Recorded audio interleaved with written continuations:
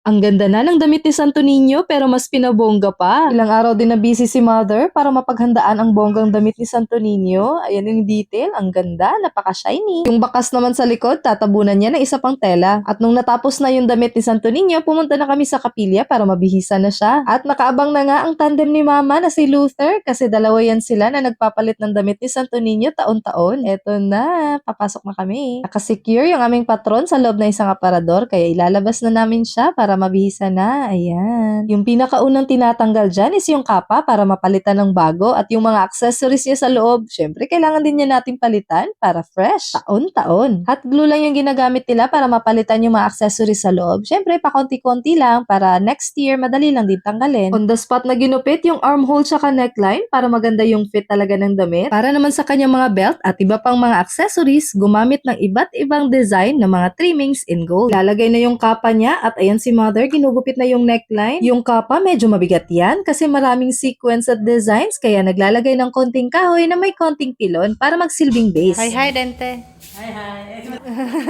Malapit na matapos, kailangan na lang i-hot glue yung kapa para secured. Tapos ilalagay yung necklace niya and it's done. Ready na siya iparada. Sugod na